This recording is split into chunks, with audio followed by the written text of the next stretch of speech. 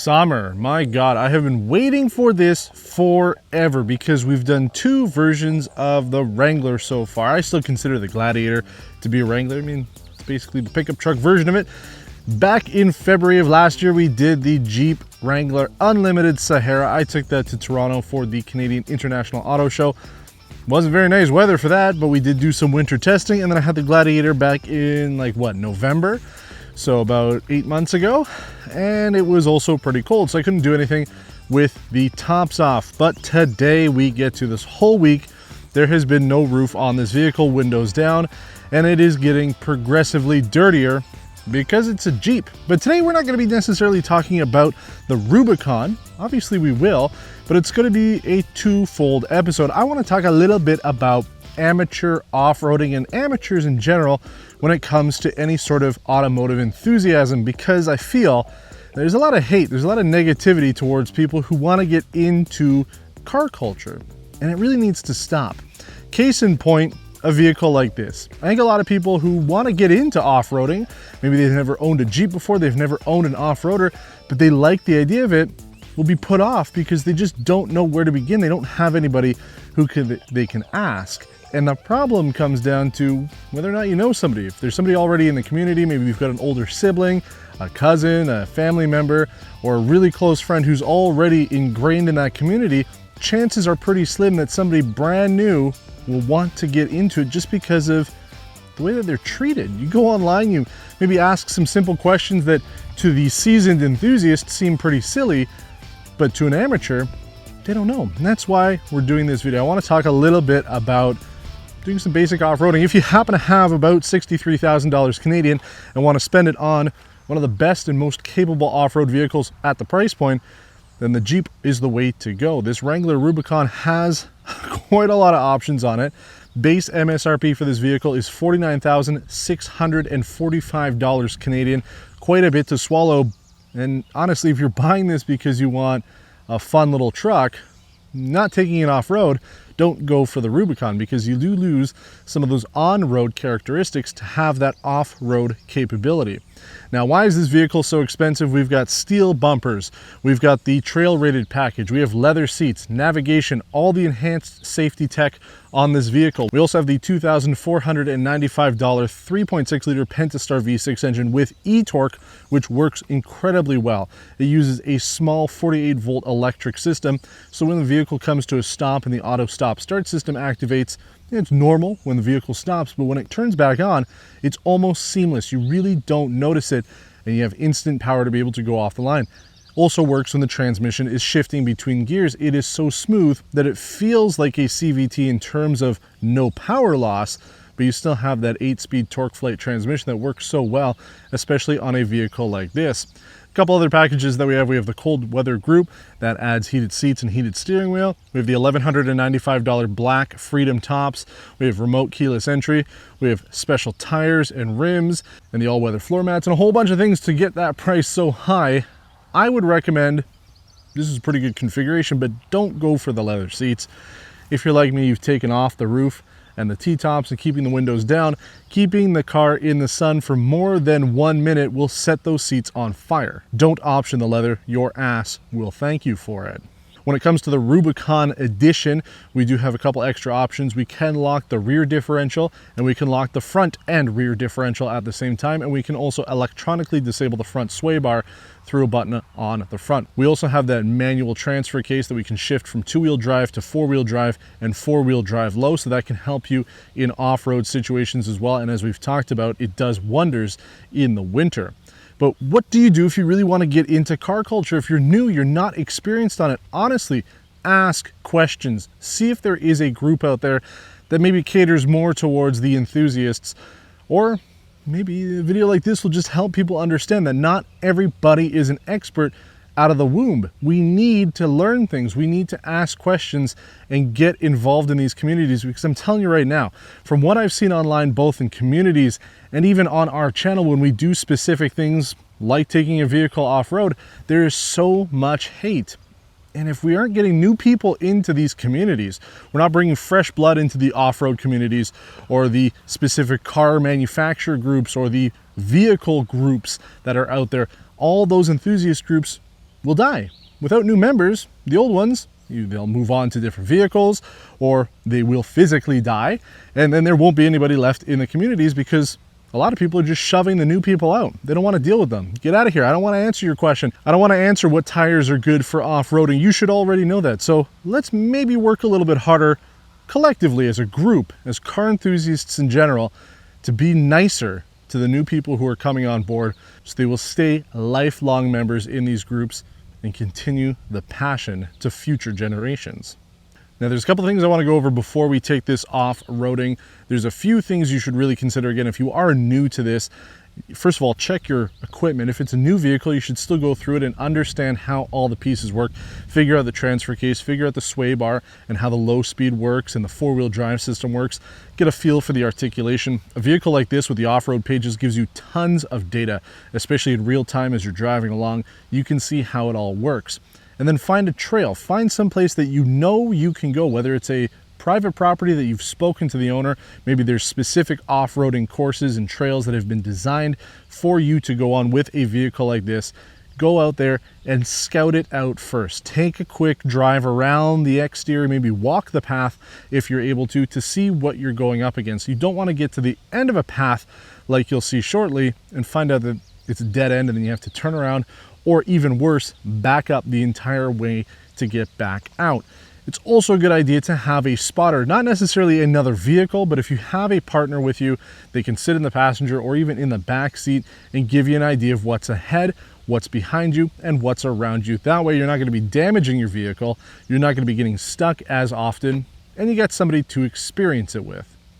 You can also bring a partner too in another vehicle. If you both have Jeeps or off-road vehicles, then it makes it just as fun. Plus, if one of you gets stuck up ahead and you have a winch or some ability to be able to tow somebody out of that situation, you're in business.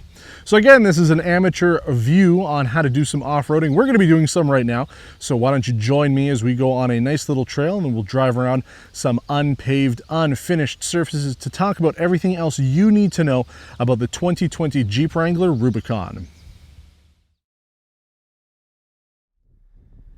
So yes, amateur off-roading. I want to start off by again reminding people that I'm not a professional off-roader and this is not an off-road trail. It's something that we talked about last year when I did the Renegade. We had that, the Trailhawk version of that. I found it was a clearing, I guess they use it for hunting, because I went back there today to try to film this there and it was all blocked off.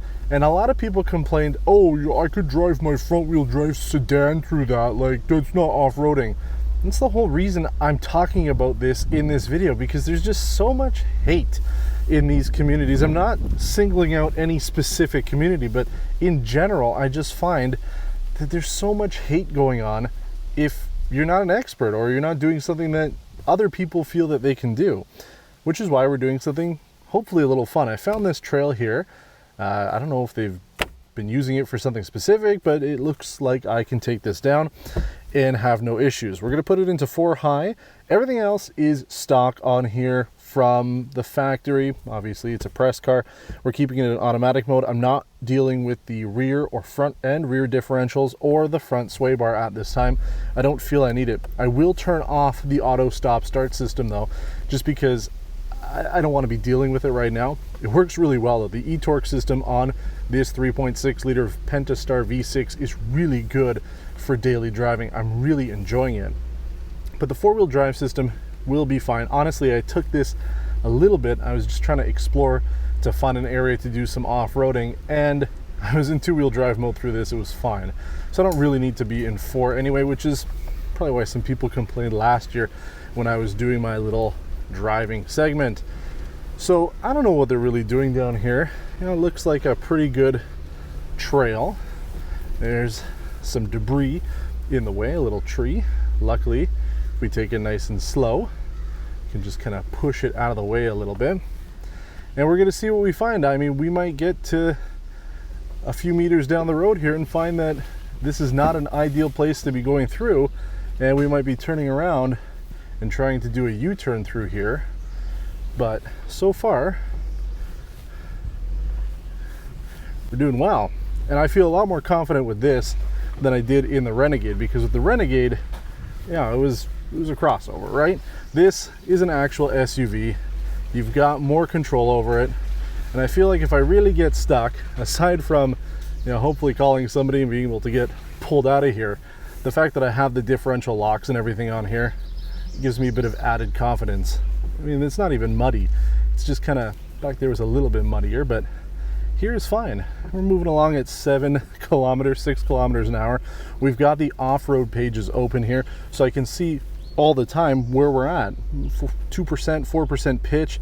Got a little bit of roll as we're going through here. Tells me my altitude and the geographical coordinates that I'm in. I can also change into the accessory gauges and the drivetrain information to see exactly what's going on to get a better idea of it. But obviously this is a very capable vehicle. I'm taking one of the best off-road vehicles you can buy, especially at this price point. I know $60,000 seems like a lot, but if this is the type of thing you want to do and you want a new vehicle, then this is a great way to go. A lot of people obviously buy the older Wranglers to be able to do some off-roading with. They'll customize it and turn it into the Jeep that they really want to be able to get the most out of it. Yeah, see, we've got another bit of a muddy patch here.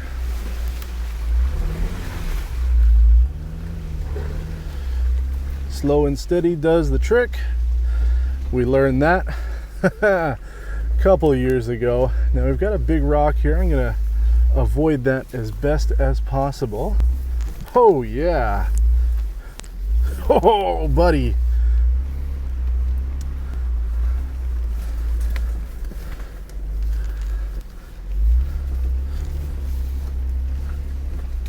The ground clearance on this is excellent.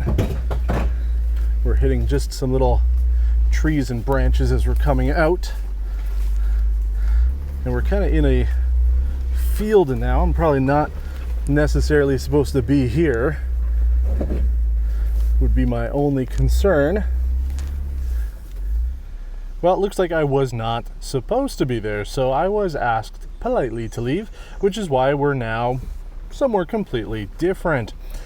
And that's one of the things why I mentioned at that start of the video to go and do a little bit of research. Go and scout out the area, see if you can film there. That's one of the issues that I've had since moving here to Quebec, is that I just can't find anywhere to do this stuff. I mean, I didn't know anywhere really in Ontario either before I moved, but it's just, there's not a lot of places here. And when I search for it online to see if there's a specific facility that you can go to, just doesn't exist, which is why we're now on more of a gravel, unpaved, unimproved road here. This is actually a municipal road, believe it or not. I assume they're going to be paving it and doing some stuff to it because there's some sewers and fire hydrants being installed. But just to kind of wrap up and talk a little bit more about the driving experience while still doing a little bit of off-roading and taking our time with it. Now, I could plow through this no problem, even in two-wheel drive mode. I did it the other day, it was pretty fun, but we'll go slow. We'll talk a little bit more about it. As I mentioned, the seats, go with the cloth if you're planning on taking off the roof. One of the other things you'll notice too, especially if you live in an area like I do, where there is a lot of unimproved roads, you're gonna find the entire gauge cluster, dashboard, seats, floor, everything's gonna be covered in dirt. And that's what's been going on here. The entire inside is covered. I actually can't see the screen when there's sunlight because there's so much dust that's built up and dirt that's built up on it. You have to clean it constantly. So don't get the leather seats. You got to clean the inside often enough, but it still is a really fun truck and I just like it. I feel like I'm driving a huge Tonka, and I've mentioned that before when driving the Wrangler and the Gladiator. It really just feels like a big Tonka truck. That's what's great about it, especially in this color. It's Mojito with an exclamation point at the end. It definitely pops, makes it impossible to lose it in the parking lot. And as far as I'm concerned, beats being a black or white or burgundy Wrangler. Those are the three most popular colors that I see out here in Quebec. And the fourth would be silver or gray. Have some fun with it. These cars demand to have funky colors on them. It's kind of the whole reason why they exist in the first place. But the transmission's great. The e-torque is the way to go. I expect maybe even as quickly as 5 years from now, but I'm willing to say that 10 years from now, in 2029, 2030, we're going to see that probably every single car will have a mild hybrid system like this to augment the auto stop start and transmission. We're obviously moving in that direction. A lot of manufacturers want to have full electric or plug-in hybrid electric. In some cases, we're not quite there yet, but I think that the mild hybrid system is the way that we're going to be going for pretty much all consumer grade vehicles within the next 10 years, just because it helps and you don't have to worry about it. I don't even know what the battery system status is on this. It doesn't tell me because I don't need to know. All I need to know is when it comes to a stop, it stops normally, but when it goes to restart, it's so smooth. It's almost like it wasn't even off to begin with. And as I mentioned too, the transmission shifts on it are fabulous. So this is a really serious off-road oriented vehicle. You're not going to want to buy the Rubicon if you're planning only on using it on the roads. You're going to have a pretty rough time with it. But if you're planning on going off-road with it, doing some fun stuff and enjoying the off-road capabilities that come with a Jeep Wrangler, then this is the way to go. And I hope you've enjoyed this little off-road video that we've been doing. As I mentioned, we're not going overly hardcore with it, but it kind of gets your feet wet. If you're thinking about getting into it, don't be shy, don't be worried that you might be turned away at the first enthusiast group that you join. There are plenty of them out there, and there's always an opportunity for you to be able to join and get knowledge. It's the whole point of these communities, and I think that all of us can do a better job to think about that. Think about the people that are on the other end that are learning and willing to take the time to learn how to do this stuff and get involved in the communities. Don't shy away and don't shut them out. We all need to work better to make car culture just a better place for everybody. If you have any questions about this Wrangler or anything else that we do here on Test Drive, you can leave a comment below. If you liked this video, please give it a thumbs up, and you can subscribe to the channel if you haven't done so already. Thanks for watching, and until next time, yeehaw!